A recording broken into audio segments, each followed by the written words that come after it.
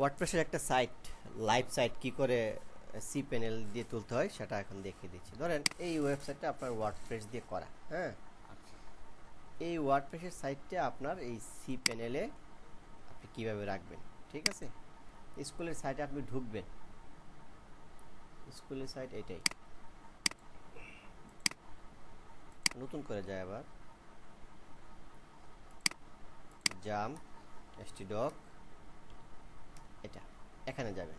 যাওয়ার পর এটা আগে করা ছিল বলে এটা আছে আর কি, সিলেক্ট করবেন। করার পর যে ফাইলগুলো লাগবে না, এটা আমি এমনিতে তুলে রাখছি, এই টেক্সট রিডমি লাইসেন্স এগুলো তুলে দিবেন। তুলে দেওয়ার পর index.php-এর উপরে মাউসের রাইট বাটন ক্লিক করে সেন্ড টু দিবেন, দিয়ে কম্প্রেসড মানে এই জিনিসটাকে আপনি জিপ করে নিলে ফাইলটা এখন কি হচ্ছে, জিপ হচ্ছে। আচ্ছা, জিপ হোক, আমরা অপেক্ষা করছি জিপে হওয়ার জন্য।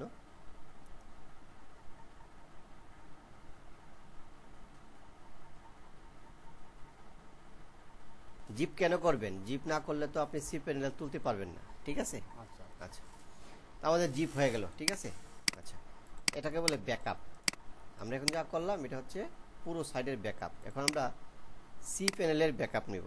তো সি প্যানেলের ব্যাকআপ যদি নিতে হয় তাহলে আমরা লোকাল হোস্ট, যেহেতু আমাদের ফাইলটা আমাদের কম্পিউটারে করা, পিএইচপি মাই অ্যাডমিন, পিএইচপি মাই বানানটা ভুল হয়েছে, এই যে মাই অ্যাডমিন, অ্যাডমিনে ঢুকবেন। আচ্ছা, এখন ডাটাবেসটা আমাদেরকে ব্যাকআপ নিতে হবে, ঠিক আছে। আচ্ছা, এখন ডাটাবেসটা যে ব্যাকআপ নেব, ডাটাবেসটার নাম কি আমরা তো জানি না, আরে না। তাহলে ডাটাবেসটার নাম জানার জন্য এই wp config ফাইলটা খুলবেন। খোলার পর দেখবেন এখানে লেখা আছে DB database name Haji Abdul Kuddus school and college, ঠিক আছে। তার মানে Haji Abdul Kuddus school and college নামে একটা ডাটাবেস আছে, ওই ডাটাবেসটাই আপনি ব্যাকআপ নেবেন। দেখেন তো এখানে হাজী আব্দুল কুদ্দুস স্কুল আসেনি, এই যে এটা না, তাহলে এটাতে ক্লিক করবেন। দেখুন এই নামে কিন্তু আর কোনো ডাটাবেস নাই। আচ্ছা, এখন এখানে এটাকে ব্যাকআপ নেবেন, এই যে এক্সপোর্ট করবেন। হ্যাঁ, উপরে একটা তীর দেওয়া আছে না, উপরে তীর দেওয়া মানে কি, নিয়ে আসা। আর যখন ইম্পোর্ট করবেন তখন এই যে ইম্পোর্ট, এক্সপোর্ট এবং ইম্পোর্ট করতে গেলে অনেকেই প্রবলেম পড়ে। তাহলে আমরা কি করব, এক্সপোর্টে ক্লিক করব, করার পর গো, আর কিছু না, সেভ। তাহলে আমাদের যে ফাইলটা এখন আমরা পেলাম এটাকে আমরা কাট করব। কাট করার পর আমরা এটাকে নিয়ে আসলাম কোথায়, ডেস্কটপে, যেন আমরা খুব সহজেই পাই। তাহলে আমরা কি করলাম, পুরো সাইটের ব্যাকআপ নিলাম এবং ডাটাবেজের ব্যাকআপ নিলাম। এখন আমরা আপনার সার্ভারে চলে গেলাম, এটা সার্ভার না আমাদের। আচ্ছা, এখন এই যে ডব্লিউপি ম্যানেজারে যাবে, ফাইল ম্যানেজারে গিয়ে এই পাবলিক এইচটিএমএল, এখানে সবচেয়ে ভালো হয় কি, এখানে একটা ফোল্ডার ক্রিয়েট করবেন ডব্লিউপি নামে, মানে ওয়ার্ডপ্রেসের সাইটগুলো রাখবেন, ঠিক আছে। হ্যাঁ, একটা ফোল্ডার ক্রিয়েট করবেন। করার পর এই ফোল্ডারে ডাবল ক্লিক করে এই ফোল্ডারের ভিতরে, এই ডব্লিউপি ফোল্ডারের ভিতরে এগুলি কোথেকে আসলো, ও আচ্ছা, তাহলে আগে এটা ডিলিট করে দিই না, ডিলিট করে দিলাম।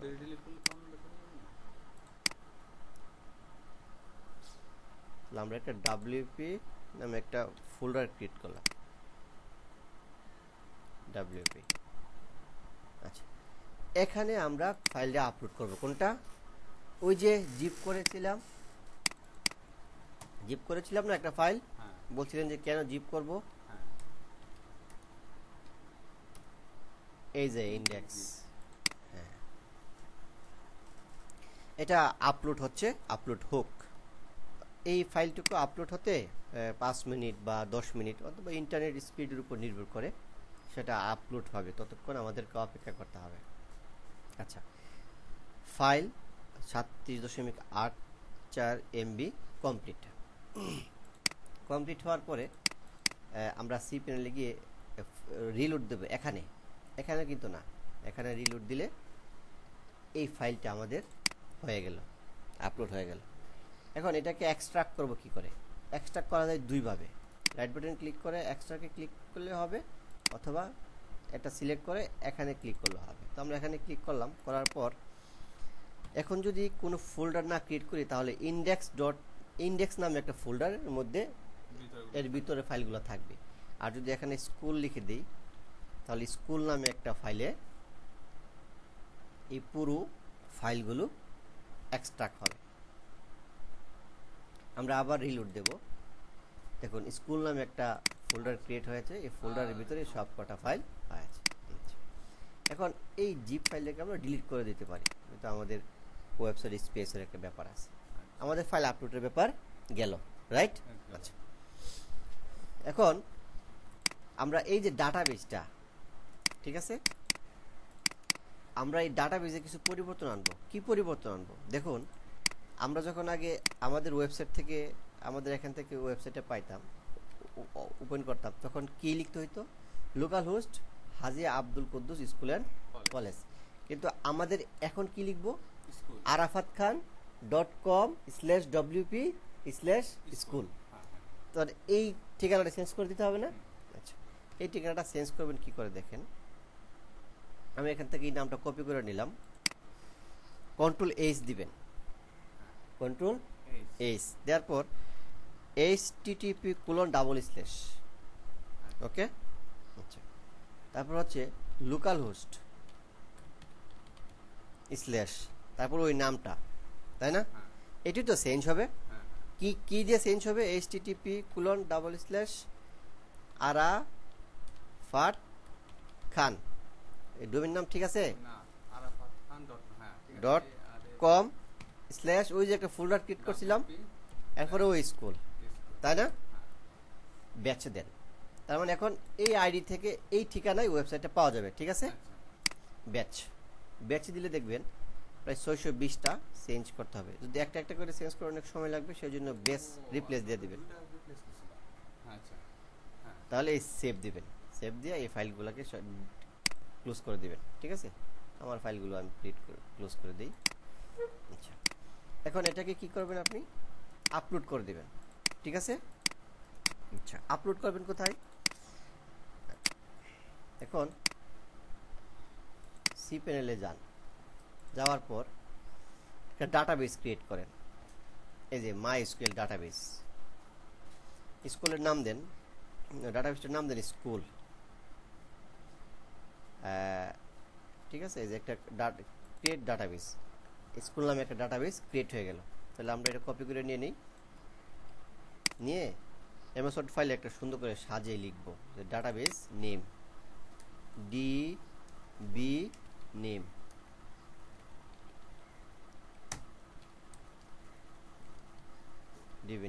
আচ্ছা, গো ব্যাক।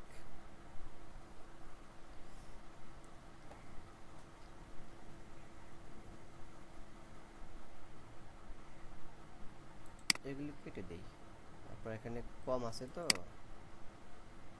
কেটে দিলাম। আচ্ছা, যাক, এটা কোনো প্রবলেম না। এখন আপনি একটা ইউজার ক্রিয়েট করবেন, আরাফাত ইউজার, একটা নাম দিবেন, ঠিক আছে? একটা পাসওয়ার্ড জেনারেট করবেন। হ্যাঁ হয়তো, কিন্তু এটা স্ট্রং হইতো না আর কি, ঠিক আছে? ক্রিয়েট ইউজার না, আরাফাত ইউজার নামে একটা অলরেডি আছে, অন্য নাম দিতে হবে। হ্যাঁ হ্যাঁ হ্যাঁ, যাক, ওইটা আমরা থাক। তাহলে আরাফাত ইউজার 2, আর এর পাসওয়ার্ড, এর হলো পাসওয়ার্ড, জেনারেট পাসওয়ার্ড করে নিলাম। আমরা পাসওয়ার্ডটা এখানে সেভ করে রাখলাম, এই যে pfas, এর হলো পাসওয়ার্ড, ঠিক আছে? আর এটার নাম কি? MySQL ইউজার নেম, তাই না? এটা কপি করবেন, কপি করে কি করবেন? সেভ করে রাখবেন এটা এখানে। তাহলে আমাকে তিনটা জিনিস পাইলাম, ডাটাবেসের নাম, ইউজার MySQL ইউজারের নাম, আর পাসওয়ার্ড, তাই না? তখন এই যে আমরা এগুলি তৈরি করলাম, এগুলো আমাদেরকে একটু দেখাই দিতে হবে। যেমন ইউজার কি টু, আর ডাটাবেজের নাম স্কুল, অ্যাট দিয়ে দেন অল প্রিভিলেজ, মানে এই সুযোগ সুবিধাগুলো আপনি পাবেন। Make change, go back. আচ্ছা, তো আপনার এগুলি হয়ে গেল। এখন ডাটাবেসটা ইনক্লুড করে দেব না। আচ্ছা, ডাটাবেসটা দেখেন কি করে ইনক্লুড করি। আপনি এখন হোমে চলে যান, হোমে চলে যাওয়ার পর এই যে মাই পিএসপি মাই অ্যাডমিন, আমরা স্কুল নামে একটা ডাটাবেস ক্রিয়েট করছিলাম না। আচ্ছা, এখন তো স্কুল নামে একটা ডাটাবেস থাকার কথা। এই যে আরাফাতের ভিতরে আরাফাত স্কুল নামে একটা ডাটাবেস আছে। এই ডাটাবেসের ভিতরে আমরা ডাটাগুলো তুলব। কোন ডাটাগুলো কি করবো? ইম্পোর্ট না এক্সপোর্ট? ইম্পোর্ট। ইম্পোর্ট করলে ব্রাউজার নামে একটা অপশন হবে, সেখানে এই যে ডেস্কটপে রাখছিলাম এটা আমরা তুলে দেব।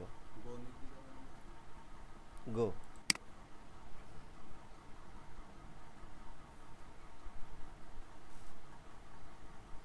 আমাদের ডাটাবেসটা আপলোড হচ্ছে, আপলোড হোক। হ্যাঁ হ্যাঁ, কয়টা কোয়ারি? 62টা কোয়ারি সম্পূর্ণ এই ডাটাবেসটা আছে। আচ্ছা, এখন আমাদের কাজ কিন্তু প্রায় শেষ। এখন আর ছোট্ট একটা কাজ করব, সেটা হচ্ছে এই যে পাসওয়ার্ডগুলা এবং এই যে পাসওয়ার্ড ইউজার নেম এগুলি আলাদা আলাদা করে রাখছি, সেগুলো আমরা দেখাই দেব। ওই যে আমরা ফাইল ম্যানেজারে গিয়ে যে ফাইলটা আপলোড করছিলাম, ওই ফাইলে public HTML WP school WP config নামে একটা ফাইল আছে। এই যে config, ঠিক আছে? এটা হচ্ছে কোড এডিটর, এডিট, ঠিক আছে? এখানে একটু বড় করে নেবেন। আচ্ছা, একটা প্রশ্নের উত্তর দেন তো। আমাদের অনলাইনে যে ডাটাবেসটা, এটার নাম কি? অনলাইনে আমরা ডাটাবেস ক্রিয়েট করলাম না স্কুল নামে? স্কুলের আগে একটা কিছু আছে। এখানে ডাটাবেসটার নাম কি? হ্যাঁ, আর এখানে নাম কি? হাজি আব্দুল কুদ্দুস। পাবে? ওই ডাটাবেসটা আমাদেরকে দেখাই দিতে হবে। ওই ডাটাবেসটা এই জন্য আলাদা করে রাখছি, এই জন্য সুবিধা, ঠিক আছে? সেভ করে এই দেখেন দুইটা সিঙ্গেল কোটেশনের মধ্যে দিবেন। হ্যাঁ, এখানে যদি স্পেস দেন তাহলে কিন্তু হবে না, সাবধান। এরপরে কি ইউজার নেম, তো ইউজার নেমটা কি? মাইস্কুল ইউজার নেম আরাফাত খান ইউজার 2 কপি করবেন। কপি করার পর সিঙ্গেল কোটেশনের মধ্যে ঢুকাই দিবেন। ও সরি, এখানে না, এখানে যদি একটা ওয়ার্ড থাকে তাহলে ডাবল ক্লিক করলে সিলেক্ট হয়ে যাবে, তাহলে ডিলিট করে এটা দিয়ে দিবেন। এখন পাসওয়ার্ড, পাসওয়ার্ড নাই, এখানে আমাদের এই পাসওয়ার্ডটা কি করে দিতে হবে? কই না না, এটা হচ্ছে আপনার, এটা হচ্ছে এই যে এটা হলো এমএসওয়ার্ডের একটা চিহ্ন। এই যে পাসওয়ার্ডটার কিছু নাই, তাহলে এই সিঙ্গেল কোটেশনের ভিতরে আমরা এটা দিয়ে দেব। সেভ, আমাদের কাজ শেষ। এখন যদি আমরা যাই arafatkhan.com/wp/school, তাই না? দেখেন আমাদের ওয়েবসাইটটা চলে আসছে, ঠিক আছে? এখন আমরা যদি এখানে ক্লিক করি তাহলে কিন্তু আমাদের কোনো ফাইল আসবে না। কেন? কারণ আমরা ওই স্কুলে WP অ্যাডমিনে ঢুকবেন,